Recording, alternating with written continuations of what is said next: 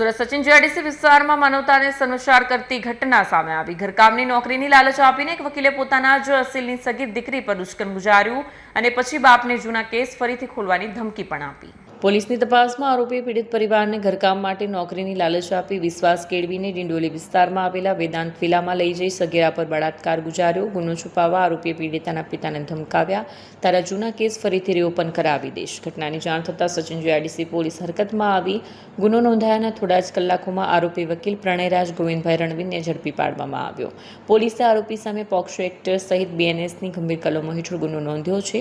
સૌથી ચોંકાવનારી વાત એ છે કે ઝડપાયેલા આરોપી પ્રણયરાજ રણવીર વ્યવસાય વકીલ છે। પોલીસના જણાવ્યા મુજબ આરોપી સામે અગાઉ 6 જેટલા ગુનાઓ વિવિધ પોલીસ સ્ટેશનોમાં નોંધાયેલા છે। કેમેરામેન હકીમ શેખ સાથે વસીમ હાસમીનો રિપોર્ટ, આઝાદ ન્યૂઝ, સુરત। ગઈકાલે 13/7/2026 રોજ આ કામના ફરિયાદી શ્રીએ જીઆઈડીસી પોલીસ સ્ટેશનમાં આવીને ફરિયાદ હકીકત જાહેર કરેલ કે પોતાની સગીર વયની દીકરી કે જે ગયા વર્ષે 12 વર્ષ અને 8 માસની હતી તેણે બે આરોપીઓએ ભગાડી તેના વિરુદ્ધમાં બળાત્કાર કરી ગુનો નોંધાયેલો હતો। તે ગુનામાં સચિન જીઆઈડીસી પોલીસ સ્ટેશન દ્વારા બે આરોપીઓની ધરપકડ કરી નામદાર કોર્ટમાં ચાર્જશીટ કરેલ હતી। આ જે કાયદાકીય પ્રક્રિયા છે એમાં ફરિયાદી તરફે વકીલ શ્રી પ્રણયરાજ ગોવિંદભાઈ રણવીર નાઓને ફરિયાદીએ એપોઇન્ટ કરેલા અને તેમના કાયદેસરના વકીલ હતા।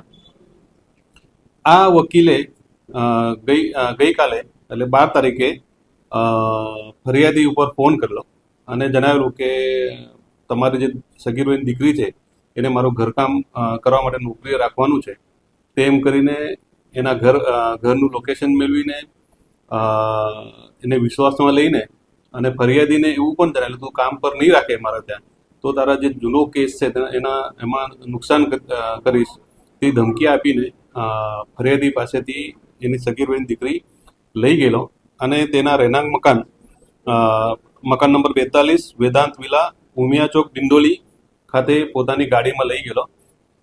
ત્યાં આગળ આ સગીર વયની દીકરી ઉપર બળજબરીથી બળાત્કાર કરી તેનો વિડીયો ઉતારી બળાત્કાર બાબતની ફરિયાદ આપતા સચિન જીઆઈડીસી પોલીસ સ્ટેશને તથા તમામ સુપરવાઇઝર ઓફિસરે મામલાની ગંભીરતા જોઈ તાત્કાલિક ગુનો રજીસ્ટર કરેલો અને તુરંત કાર્યવાહી કરી આરોપી પ્રણયરાજ ગોવિંદ રણવીરની જે વ્યવસાય વકીલ છે તેની ધરપકડ કરેલી અને ધરપકડ કરી ત્વરિત એનો મોબાઈલ અને એની ગાડી અન્ય ટેકનિકલ પુરાવાઓ ભેગા કરી આરોપીની ધરપકડ કરવામાં આવેલી છે અને આજરોજ નામદાર કોર્ટમાં આરોપીની રજૂ કરી પોલીસ કસ્ટડી રિમાન્ડની માંગણી કરવામાં આવનાર છે અને તમામ પ્રકારના સાંયોગિક પુરાવો, ટેકનિકલ પુરાવો અને મૌખિક પુરાવો ભેગા કરી આરોપીને સખતમાં સખત કેદ થાય, સખતમાં સખત સજા થાય